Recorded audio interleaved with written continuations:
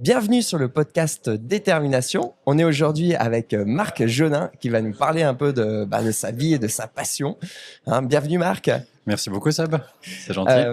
J'aime bien commencer le podcast avec la détermination. Un peu, qu'est-ce que toi, ça t'inspire si d'un coup on commence à parler de ça? Si tu as quelque chose qui te vient en tête. Alors pour moi, la détermination, c'est beaucoup lié à la discipline, je dirais, dans le sens que tu te fixes un goal, tu te fixes un but et la détermination, c'est ce qui va t'aider à atteindre ce but. C'est vraiment, pour moi, c'est vraiment ce qui me vient en tête directement par rapport à ce mot, ouais. Excellent. Ouais. Et puis, est-ce que tu peux te présenter un petit peu, puis partager un petit peu ta passion un peu à nos auditeurs? Ouais, du coup, moi, je m'appelle Marc Jaunin, je suis fribourgeois et je fais du football freestyle. Donc, le football freestyle, c'est l'art de jongler avec le ballon dans n'importe quelle position, avec n'importe quelle partie du corps. Et du coup, je fais ça depuis 13-14 ans maintenant. Et ouais, je suis 4 fois champion suisse de la discipline et j'ai fait plusieurs fois les championnats du monde avec Red Bull où j'ai fini 3 fois dans le top 16 mondial. Waouh, magnifique palmarès, trop Merci. bien. Et Merci. comment t'es arrivé un petit peu dans tout ce domaine? Comment c'était quand t'étais petit et puis comment ça se fait que t'es arrivé là-dedans? Ouais, alors c'est intéressant parce que, bon, comme beaucoup de freestylers, j'ai fait du football classique avant. Et après quelques temps, enfin j'étais assez bon, en plus j'étais pas mauvais, j'étais dans les sélections fribourgeoises, mais après quelques temps je me suis dit que j'aimais plus trop toutes ces contraintes liées d'aller à telle heure à l'entraînement et d'avoir des obligations en fait, c'est ça, ouais, j'en avais un petit peu marre. Et du coup j'ai découvert déjà depuis avant que je commence le freestyle, j'ai découvert le sport à travers des vidéos comme Joga Bonito, c'était les Brésiliens qui faisaient des pubs avec Nike et où ils jonglaient, où ils s'amusaient juste avec le ballon. Et puis là, ça avait déjà déclenché une petite étincelle en moi. Et du coup, quand j'ai décidé d'arrêter le foot, je me suis consacré totalement à ça quand j'avais 17-18 ans. Et Ok. depuis là, je fais que ça depuis 12 ans. Ouais. Depuis 12 ans, donc après t'as arrêté et t'as commencé direct et tu t'es dit c'est ça ma vie, ou bien est-ce que t'étais aux Mhm. études? C'est comment que ça s'est passé tout ça? Alors évidemment que c'est pas devenu ma vie directement parce que vivre de ce sport ça prend du temps. Mais disons que j'étudiais et je travaillais tout le temps en même temps. Mais j'ai commencé à m'entraîner juste de manière régulière, 2-3 fois par semaine. Et en fait, j'ai vu rapidement des résultats assez bons. J'avais déjà une bonne technique de base. Et du coup, vu que j'ai vu mon petit potentiel puis des bonnes prédispositions à devenir bon à ce sport, bah, ça m'a motivé. Et à force de m'entraîner, bah, je suis devenu très bon. Puis ça s'est transformé en une passion finalement et en quelque chose où j'avais envie de devenir le meilleur en fait. Excellent, Ouais. excellent. Et là, tu fais des championnats, tu fais des tournois. Ça se passe comment un petit peu tout ce qui se passe autour de ta vie? Mhm. C'est Ouais, alors c'est vrai que je fais donc en ce moment donc je vis de mon sport. J'ai la chance depuis 1 année et demie, 2 ans bientôt de vivre de mon sport. Et aujourd'hui, ça se traduit beaucoup par faire des shows. Donc l'année passée, j'ai eu la chance d'être au Cirque Acne et du coup, ça a été une plateforme énorme pour ma visibilité puis pour mon sport.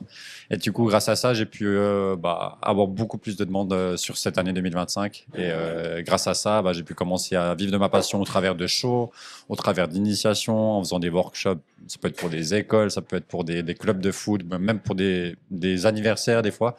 Donc c'est surtout au travers de ces expériences que je peux vivre de ma passion.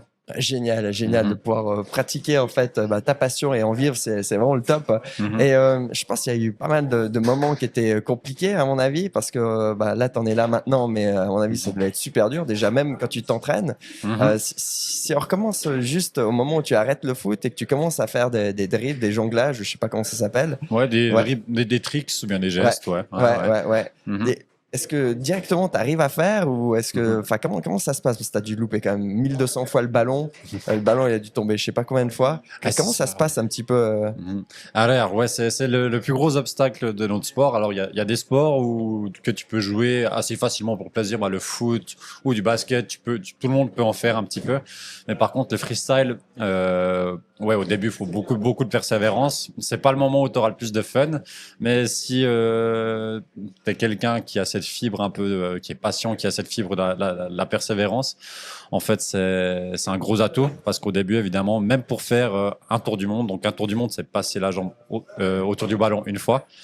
Ça, alors pour le réussir une fois, c'est pas trop difficile. Peut-être en une semaine, tu y arrives, mais par contre pour le maîtriser, ça prendra des semaines. Et du coup, au début, tu rates peut-être 10 000 fois, mais sur les...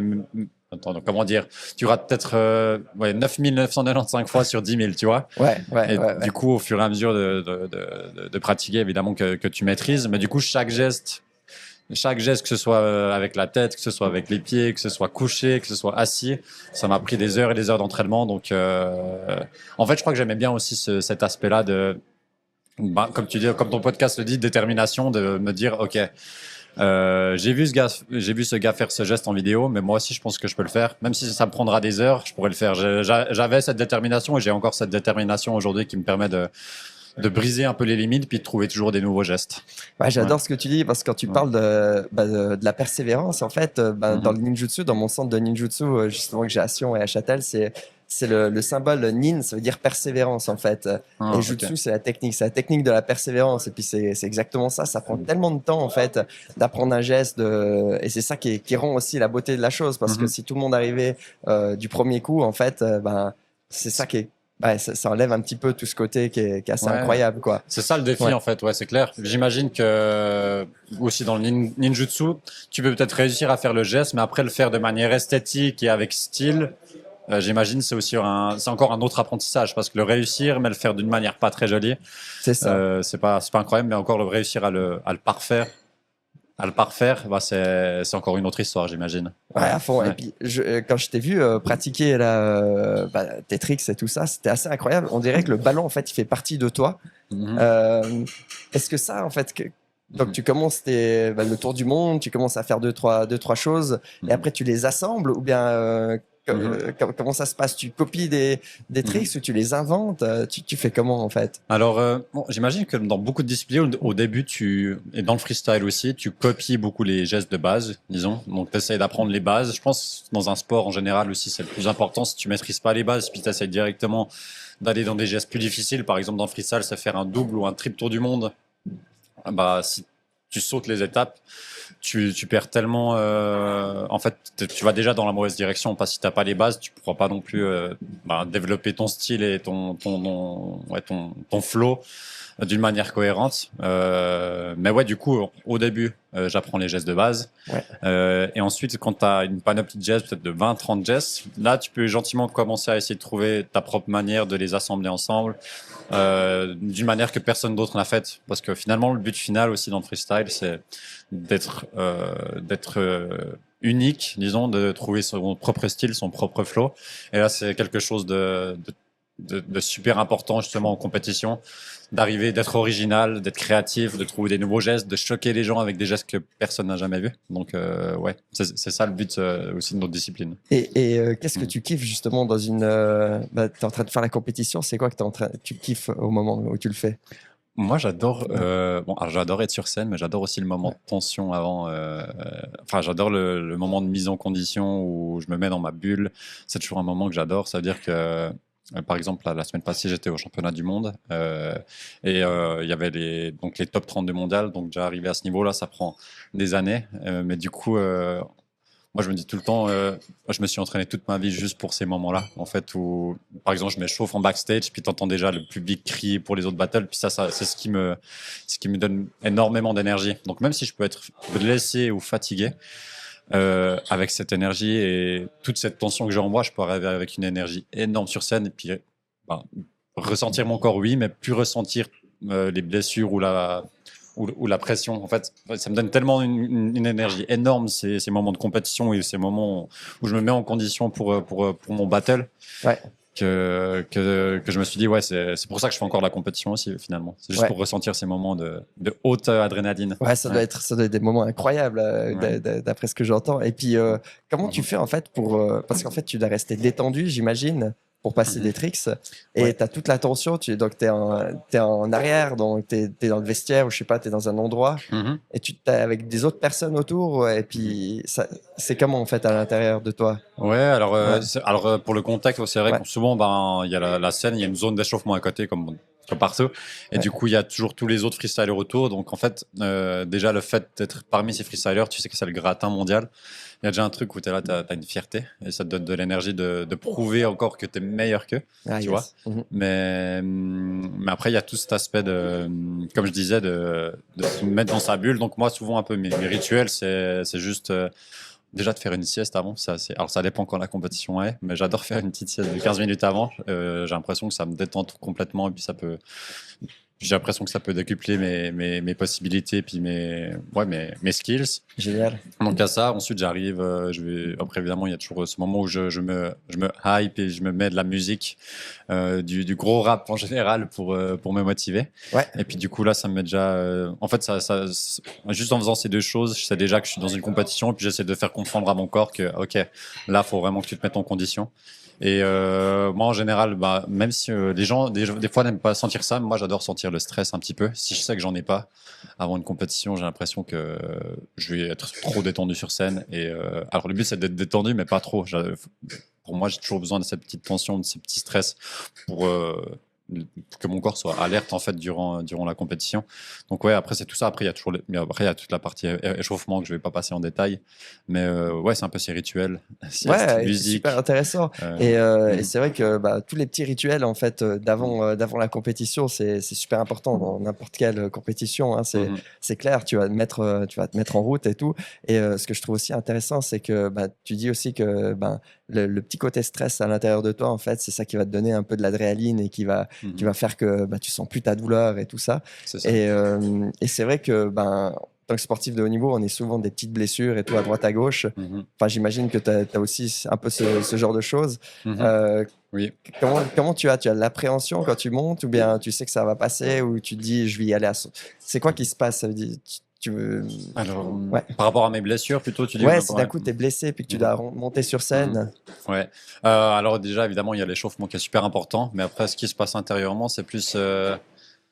j'ai quand même, quand je suis blessé, j'ai de la crainte quand même. J'ai de la crainte parce que j'ai l'impression que je pourrais pas me lâcher à 100%. Puis quand tu rentres dans une compétition et puis tu as l'impression que tu peux pas aller à 100%, c'est le pire des trucs, je trouve. Okay. Surtout quand tu as eu toute ta préparation qui s'est passée parfaitement jusqu'au dernier moment et puis que tu as ces petites blessures.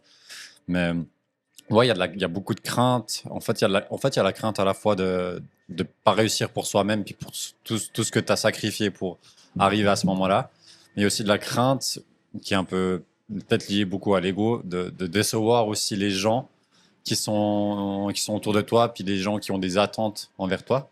En fait, peut-être les gens n'ont même pas d'attente envers toi. C'est juste que tu penses que les gens, vu que tu es dans le top mondial depuis des années, tu te mets une pression supplémentaire des fois par rapport au jugement des autres, ce qui est un peu stupide en soi. Mais il y a ce truc où tu as tout le temps envie de prouver à toi-même, mais aussi aux autres, ce qui ne devrait pas être le cas. Des fois, c'est pas le bon mindset, mais moi, j'ai eu ça depuis des années où j'avais de la peine, des fois, à me défaire de ce que les autres allaient penser si ma performance allait être moyenne. Du coup, c'est aussi, en fait, c'est à la fois un facteur de motivation supplémentaire, mais c'est aussi je pense, que c'est mon plus gros facteur de stress, en tout cas personnellement. Je comprends complètement. Hein, quand, en fait, tout ce qui se passe à l'intérieur de nous, toutes les croyances qui nous envoient des signaux et qui nous envoient une nouvelle chimie dans le corps, c'est clair que c'est quelque chose qui est vraiment impactant en fait au moment où tu vas commencer la compète. Hein. Mais ce que je trouve aussi intéressant, c'est quand tu arrives sur scène, tu disais que tu avais toute cette adrénaline qui arrivait et d'un coup tu oubliais un petit peu tes douleurs. C'est ça qui arrive et puis tu es dans le moment présent. Donc ça se passe comment quand tu fais une battle? Pour expliquer un petit peu, parce que moi je connaissais pas du tout et puis j'ai vu un petit peu comment tu faisais, mais comment ça se passe quand tu montes sur scène? Vous êtes deux? On est deux, ouais. Alors en général, ouais. Alors des fois, il y a dans les qualifications au championnat du monde, par exemple, on est 4 sur scène. Et là, on appelle ça un cercle. Donc, on est les 4 à passer 3 fois chacun 30 secondes. Mais je vais pas aller trop dans les détails dans cette étape, mais en général, les battles, c'est 1 contre 1, comme tu dis. Donc, c'est des battles de 3 minutes au total, où on a 3 fois 30 secondes chacun. Donc, moi, je fais mon round de 30 secondes, l'autre passe. moi je fais mon deuxième, il fait son deuxième et ainsi de suite. Est-ce que là, il y a une tension qui se crée entre les deux ou est-ce que d'un coup, tu sens que tu peux l'avoir psychologiquement sur certains tricks ou pas du tout ou je sais pas comment ça se passe? Il y a clairement un jeu il y a un mind game un petit peu où tu connais, en fait, souvent quand celui que t'affrontes, tu le connais quand même assez bien, évidemment. Du coup, tu sais quelles sont ses faiblesses, tu sais quelles sont ses forces. Donc, il y a toute une stratégie à avoir aussi sur le moment et des décisions à prendre sur le moment par rapport à quel geste ou à quel type de set je compte faire. Donc, par exemple, si moi, ma plus grande force est au sol. Donc, si par exemple je commence en premier battle, moi en général, je vais essayer de mettre une grosse pression et de faire un gros set avec des gestes qui sont au sol. Et en général, c'est ce qui marche le mieux par rapport à mon adversaire. Après, ouais, le but en fait pendant un battle, c'est d'avoir une sorte de conversation, peu importe qu'elle soit, dans le sens que s'il fait ce geste, je me dis ah tiens j'ai un truc un peu similaire, du coup je vais essayer de lui répondre et de montrer un geste un peu similaire mais encore plus fort que ça, tu vois. Ah, Donc le but c'est un peu de se trouver, de mettre des pressions là où on peut les mettre. Mais après, souvent, il y a l'opposé qui peut arriver dans le sens que l'adversaire peut te mettre une énorme pression. Et puis, ça m'est déjà arrivé de perdre mes moyens dans certains battles où il m'a mis une pression énorme, où le public, tout d'un coup, il a explosé parce qu'il a fait un set exceptionnel. Du coup, là, tu peux vite perdre ton focus et perdre tes nerfs et totalement rater parce que tu sais que tu peux pas rater, sinon tu perds, quoi. En fait. C'est hyper mental, donc il y a quand même beaucoup qui se passe quoi à l'intérieur. Et ça, tu fais de la préparation avant ou parce que en fait, tu dois réussir à improviser, à t'adapter, hein, d'après ce que j'entends. Ouais, c'est ça. Alors en fait, il y a beaucoup de préparation quand même au préalable, dans le sens où en fait, t'as pas des gestes qui sont imposés pendant les compétitions. Tu peux préparer tes sets, ton propre flow. Du coup, moi, je prépare souvent quasi tous mes sets geste par geste, donc comme beaucoup de freestylers. Donc, je prépare 3 sets par battle. Et du coup, quand j'arrive sur scène, en général, j'essaie de les exécuter parfaitement. Mais par contre, si mon adversaire, donc, comme je l'ai dit avant, a des gestes similaires à moi, je vais essayer de lui répondre et puis essayer de l'adapter durant le flow, durant la compète. Mais ouais, en général, t'arrives préparé. En général, moi aussi, je fais de la visualisation mentale avant la compétition. Là, j'en ai beaucoup fait avant ces derniers championnats du monde, ou même avec mon partenaire d'entraînement, c'est un Français qui était champion du monde l'année passée. On a fait même des battles mentales, entre guillemets, où on mettait une vidéo d'un ancien battle pour essayer d'être rentré déjà dans le mood de la compétition, où tu as le speaker, où tu as le public qui crie. Et du coup, même si on voit pas les gestes de l'autre dans cette visualisation mentale, on faisait les rounds un par un. Et du coup, je crois que ça m'a beaucoup aidé pour le live, en fait, pour les vrais battles. Excellent. Donc, tu crées tout un circuit à l'intérieur de toi, comme on discutait avant, à l'intérieur du cerveau, en fait, que tu es déjà conditionné pour répondre à certaines choses. Ouais. C'est un peu ça que tu fais en faisant cette visualisation. Ouais. Est-ce que tu le fais pendant des mois avant ou c'est juste avant la compétition? Tu fais comment? Alors, je le fais tout au long de l'année, mais par exemple 5-6 mois avant la compétition, en général, je me focus plutôt sur des gestes spécifiques où je vois que j'ai encore de la peine à les maîtriser. Donc, c'est sûr, parce qu'il y a toute une base de gestes que je maîtrise déjà super bien, mais quand tu apportes des nouveaux gestes, certains, ça prend du temps à les apprendre. Du coup, je fais surtout de la visualisation sur des gestes précis. Donc, je peux prendre juste 5 minutes des fois où je me mets en condition d'un battle et puis j'essaie de visualiser moi qui fais ce geste. Que ce soit à la première personne, je me visualise, ou à la troisième personne. Ah, intéressant. Ouais. Et des fois au ralenti, des fois en accéléré. Du coup, je l'ai fait un peu de toutes les manières possibles. Et du coup, ça m'aide beaucoup à arriver à la maîtrise de ces gestes. Ah, joli. Mais par contre, avant les compétitions, là, je le fais beaucoup plus. Surtout 2 semaines avant le début de la compète, quand j'ai tous mes sets qui sont prêts. Là, j'essaie de faire vraiment des battles de A à Z où je fais mes 3 sets. Donc, je fais 30 secondes de visualisation. Après, je sais que dans un battle, après, c'est à l'autre de faire 30 secondes. Donc, je suis en train d'essayer de visualiser aussi mon adversaire en train de faire ses gestes sur scène. Et ensuite, je fais mon set de 30 secondes dans ma tête. Donc, ouais, j'essaie de beaucoup de travailler comme ça. Ah, génial. Avant les compètes, ouais. Ah, c'est hyper intéressant. Et puis, quand tu es justement, quand l'autre, en fait, il est en train de faire ses 30 secondes, est-ce qu'à l'intérieur de toi, tu es comment tu le regardes faire? Tu es concentré sur tes prochains gestes? Ou tu regardes, tu fais comment? Ouais, c'est un peu les deux. En fait, quand tu es sur scène pour de vrai, tu regardes ton adversaire, mais sans vraiment le regarder. Parce qu'en fait, tu sais ce qu'il fait inconsciemment, tu vois les gestes qu'il fait, mais tu dois quand même préparer, même te rappeler un petit peu des fois, ok, au prochain round, faut que je fasse ces sets. Et du coup, quand je fais ma visualisation, alors déjà, c'est pas toujours facile de rester focus parce que quand tu fais rien en train de visualiser quelqu'un d'autre, bah, peut-être il y a un petit peu moins de focus. Du coup, des fois, faut essayer justement de pas diverger, parce que tu sais que sur scène, bah, faudra rester concentré, tu vois.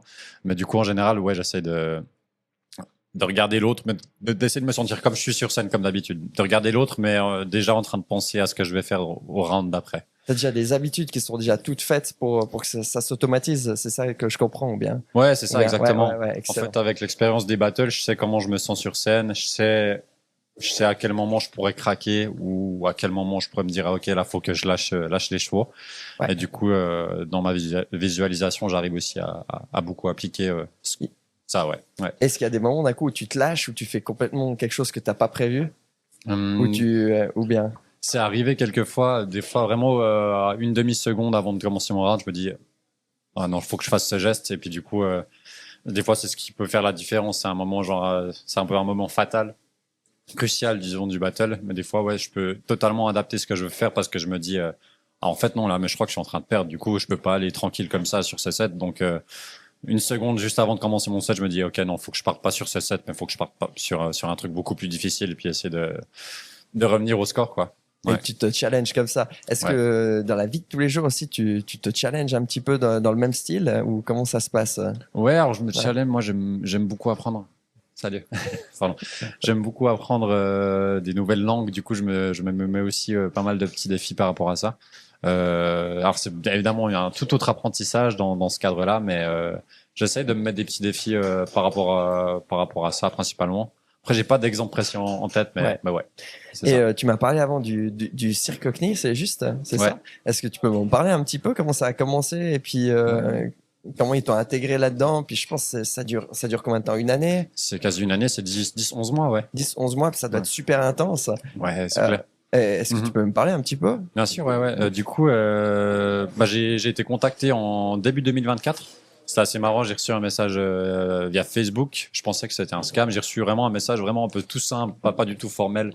Hey, salut, on est intéressé par du football freestyle pour notre prochaine tournée.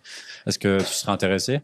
Puis moi, en plus, c'était le 1er janvier, donc après le Nouvel An. En général, je bois quelques bières la veille du Nouvel An. Du coup, j'étais là, c'est quoi ce message? Et du coup, après, moi, j'ai répondu directement et je lui ai dit oui, je suis intéressé, sans vraiment croire vraiment à cette histoire. Et puis quelques minutes après, il y a la directrice qui m'a appelé, qui m'a dit ouais, on aimerait vraiment faire un numéro avec toi. Du coup, ça allait très vite après. Ils m'ont invité à aller voir un show.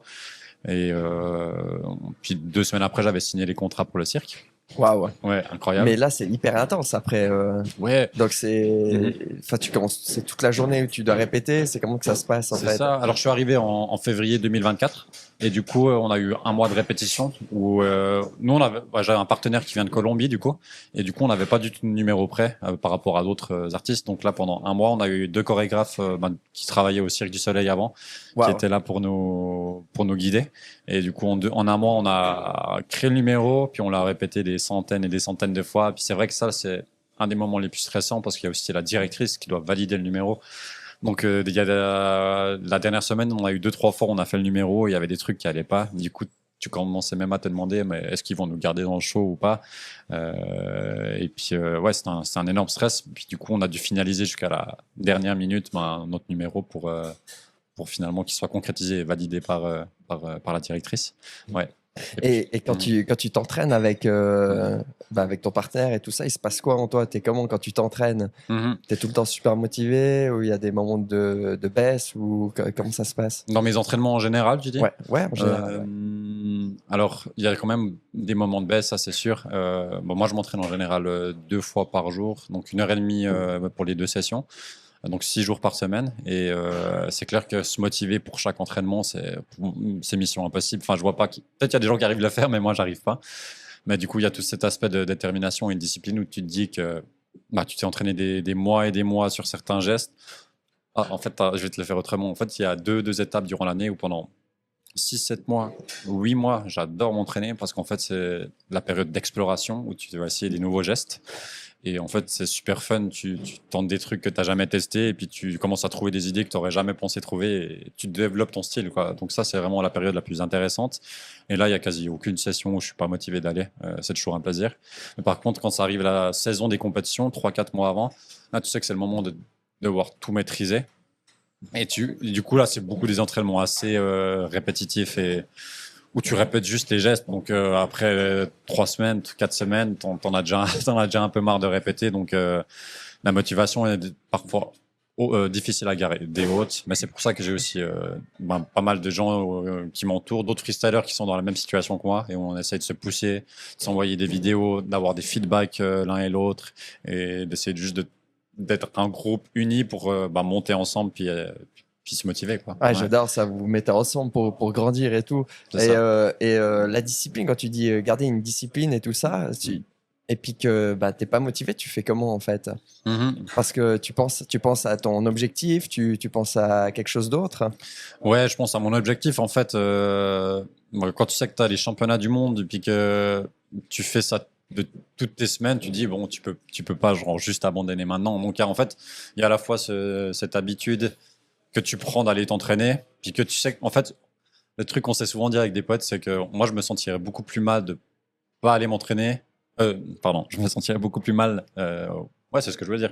En fait, je me sentirais mal si j'allais pas m'entraîner. Même si j'ai pas envie, je me sentirais mal si je vais pas m'entraîner parce que je me dirais, déjà, j'ai pas fait ma routine comme d'habitude.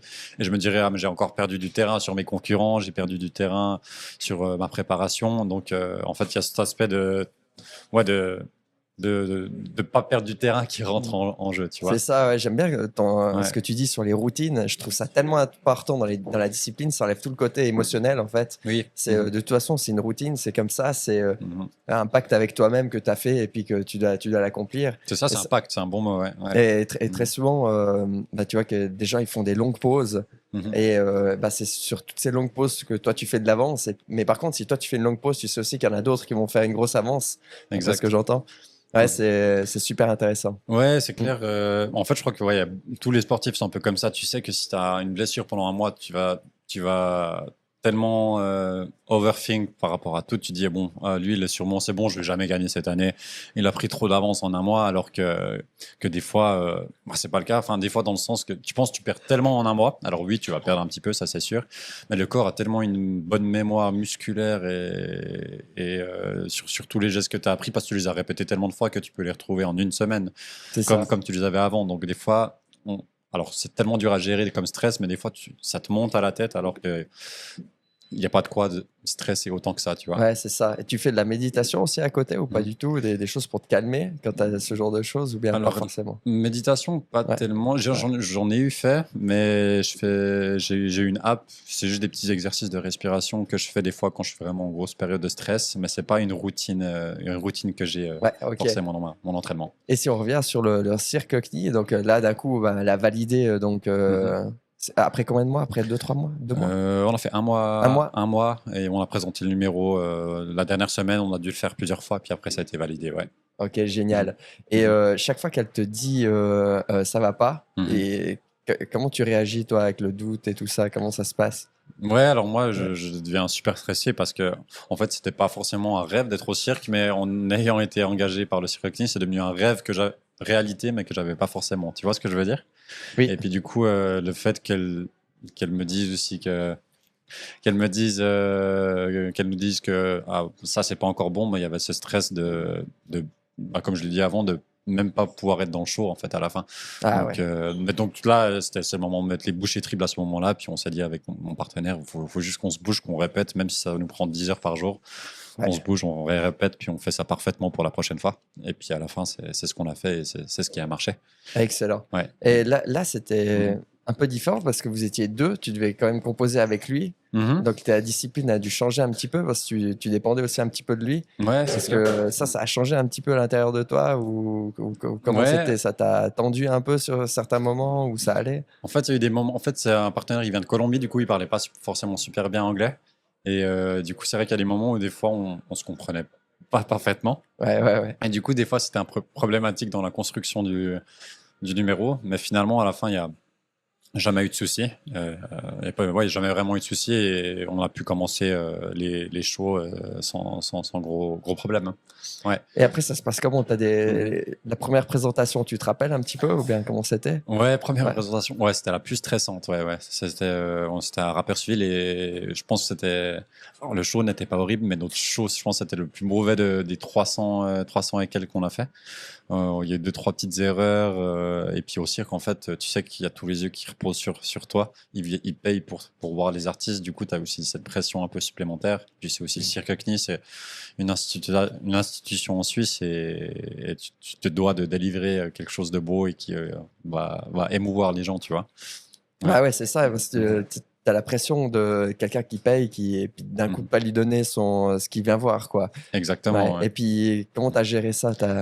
En vrai, j'ai super bien. Heureusement que les gens sont très compréhensibles autour de nous. Ils savaient que c'était notre première expérience au cirque. Du coup, on n'a pas du tout eu de reproches par rapport à ça.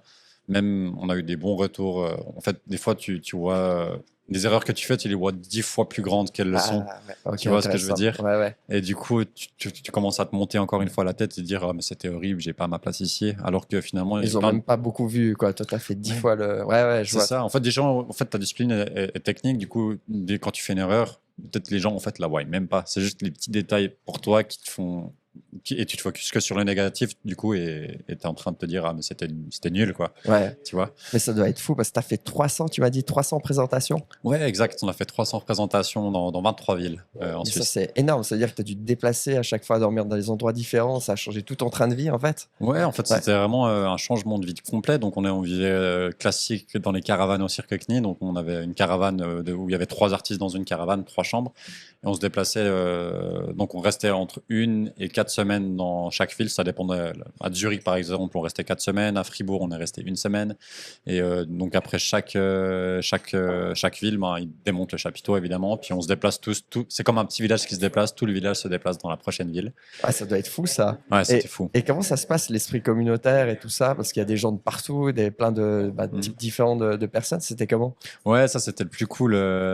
Franchement, cet esprit de... En fait, vu que tu vis des moments super forts avec des gens que tu connaissais pas avant, mais pendant une année, et puis tu es tout le temps avec ces personnes, tu crées des liens super forts. J'ai rencontré d'ailleurs ma copine au cirque. En fait, non, c'est juste des moments incroyables parce que tu peux communiquer, tu peux apprendre l'espagnol, tu peux parler ensuite en chinois le lendemain. Et puis, tu rencontres plein de cultures différentes. Et en fait, il y a toujours plein de petites fêtes, de petites soirées d'anniversaire.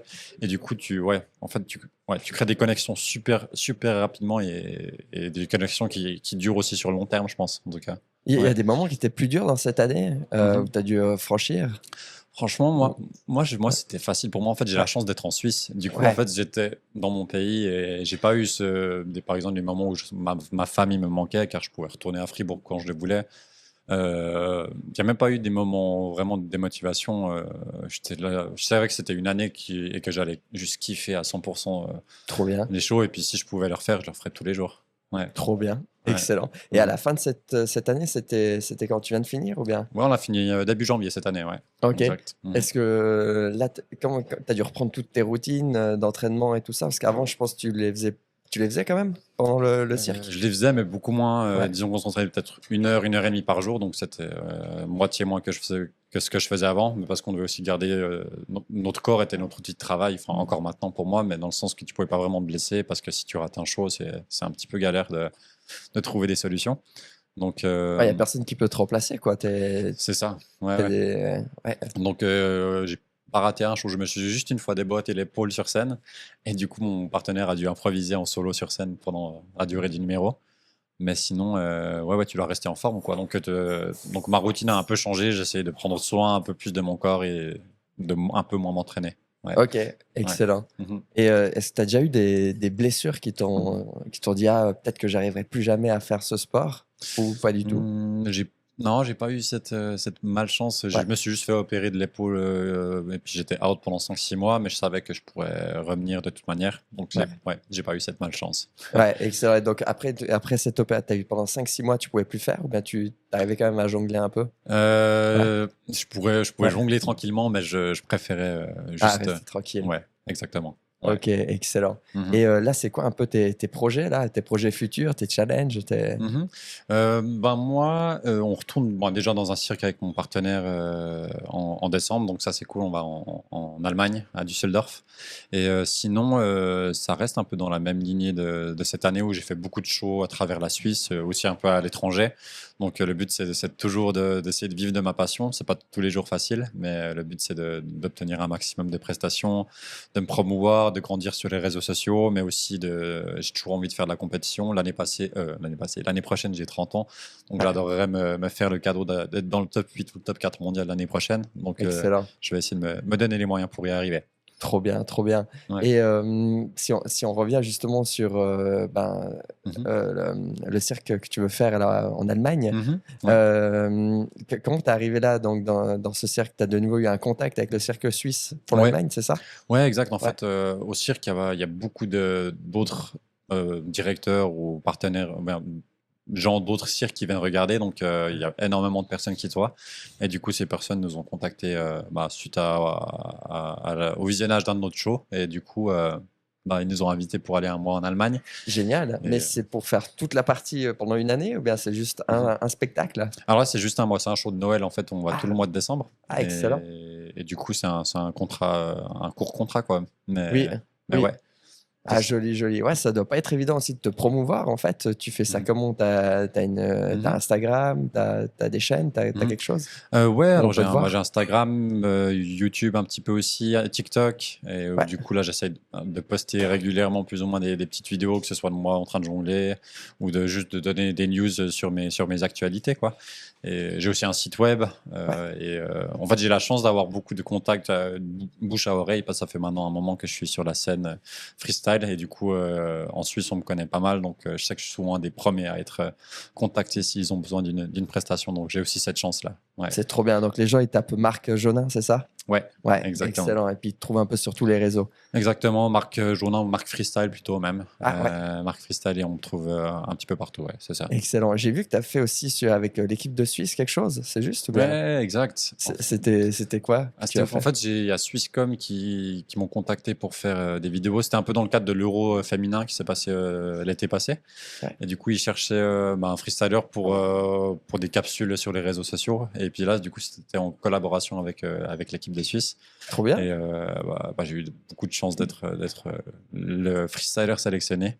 Et ouais, je suis allé 2 demi-journées à Saint-Gall. J'ai tourné avec les femmes et les hommes. Et moment de fou, quoi. En vrai, c'est incroyable de voir un peu ces stars qui sont quand même dans un autre monde que le tien. Donc, Ouais, dans c'est ça. ils ont un autre statut en tant que célébrité. C'est un peu des célébrités. Donc, C'est ça. et donc, ça, c'était vraiment incroyable de les rencontrer, ouais. Et quand tu devais jouer un petit peu avec eux, ils étaient comment quand tu jouais avec eux? Ouais. Ils voulaient montrer qu'ils étaient plus forts ou quelque chose qu'ils Ah, arrivaient à faire? ils sont pas plus forts que moi. Oui, oui. Non, bien sûr, Non, mais il y oui. avait le petit challenge comme ça qui se passait. Ou bien tu commences à jongler, eux, ils aimeraient bien aussi. Ouais, clairement, Ou bien. en fait, tu commences à jongler, chaque fois, ils sont là, ils sont assez choqués. Et ensuite, ils essaient de reproduire un petit peu les mêmes gestes, mais ils n'arrivent pas au même niveau, évidemment. C'est normal. Après, chaque fois, je leur rappelle qu'on a deux sports différents, que le freestyle et le foot, c'est deux sports différents Ouais. et que ce que je fais avec mon ballon de foot sur du bitume, je vais jamais le faire sur un terrain de foot parce que c'est inutile. C'est Ouais. toujours bien de rappeler les gens parce que des fois, il y a toujours des commentaires qui disent et ça sert à quoi sur un terrain de foot? Il faut toujours rappeler que c'est deux sports totalement différents et que C'est ça, deux exact. disciplines différentes. Ouais. Et il y avait des gens qui t'ont marqué en fait chez les Suisses, des gens qui étaient vraiment Bluffé incroyables. ou Ouais. alors il y en a un, c'était Vincent Siro, mais il est valaisan d'ailleurs. Il est valaisan et lui il était bluffé et puis super sympa, vraiment intéressé par le sport puis par ce que je fais. Et du coup très bon contact. Il y a aussi Michel Abichère, c'est un joueur qui joue maintenant à Pise, je crois, qui joue à Bologne. Et lui, j'avais joué avec lui quand j'étais en sélection fribourgeoise justement.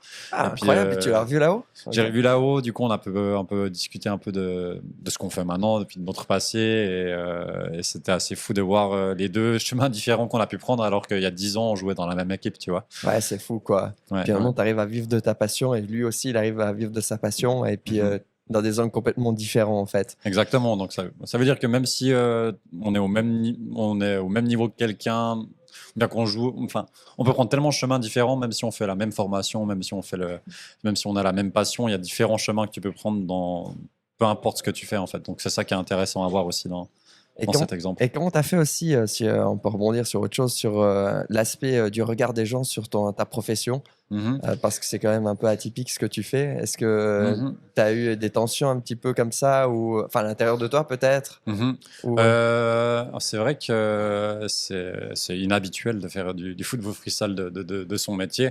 Donc il y a des gens qui étaient évidemment sceptiques de la possibilité de vivre de ça. Des gens plutôt de ta famille ou bien même pas de ma famille. des Ma famille amis? m'a toujours soutenu, j'ai eu la chance. Génial, mais plutôt dans mes anciens jobs où je travaillais, les gens étaient sceptiques parce que ils se disaient bon, ça va au cirque ça. Bon, évidemment, du coup ça va au cirque aussi, mais dans le sens qu'ils pensaient que c'était pas possible de vivre de ça, d'avoir suffisamment de shows, de prestations pour le faire. Et je suis content de leur prouver le contraire, puis de montrer que c'est possible.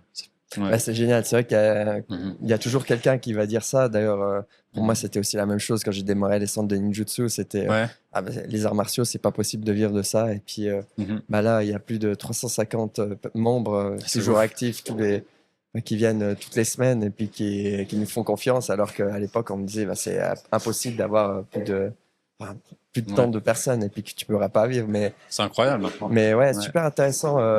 Puis que tu as réussi à te détacher aussi du regard des gens, ou bien ou ça, il n'y a pas eu vraiment besoin de faire?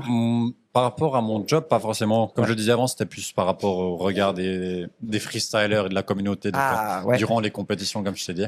Mais sinon, maintenant, non. En fait, le seul truc, c'est que c'est pas éternel, le freestyle. Je sais qu'il y a peu de personnes qui le pratiquent quand même en Suisse.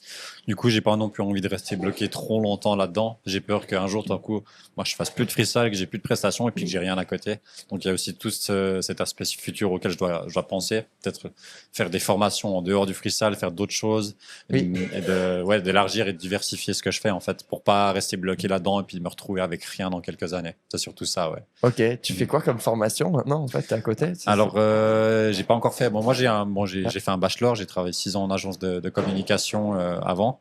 Et du coup, j'organise aussi pas mal d'événements aussi avec le freestyle suisse. Donc, je me dirige vers plutôt l'organisation d'événements par après.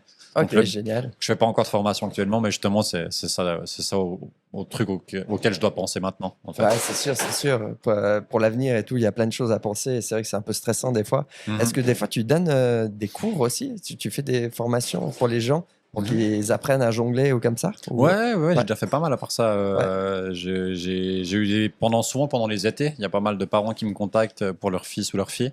Ouais. Et tu fais ça en one-to-one ou bien en one-to-one, ça peut être un groupe maximum de 10 où on se voit pendant une après-midi, on apprend des gestes de freestyle, on joue au foot, on essaie de rendre les choses ludiques. Mais du coup, il y a eu pas mal de demandes. C'est vrai que ça peut être aussi comme ton école, j'aimerais peut-être créer une fois une école de freestyle s'il y a suffisamment de personnes intéressées. À fond, ça pourrait être une super idée, quoi. En tout cas, d'après ce que j'ai vu quand tu as fait la démonstration l'autre jour, c'était assez incroyable, quoi. Merci. On dirait que ce ballon, il reste. Je sais pas comment tu fais pour qu'il reste en l'air tout le temps et pas qu'il tombe. T'as pas la pression parce que moi, en regardant, j'ai peur qu'il tombe ce ballon. C'est vrai. Ouais. Alors c'est encore une fois les heures de répétition. Moi, j'ai pas du tout peur parce que je sais que en général, ça tombe jamais. Alors, il y a toujours des moments où ça peut tomber. Oui. Mais c'est vrai que le but, c'est justement de rendre ça facile aux yeux des gens alors que ça ne l'est pas. Des fois, il y a des gens ils disent mais tu rends ça facile, mais c'est ça le plus difficile en fait, c'est de montrer que c'est de rendre facile quelque chose qui est super difficile. Ça prend du temps. C'est vrai que c'est vrai que quand tu regardes plein d'athlètes, en fait, par exemple là, j'ai vu les championnats du monde de Castle Ride là, de Red Bull là qu'ils ont fait à Sion là. Ça a l'air tellement facile et tu vois.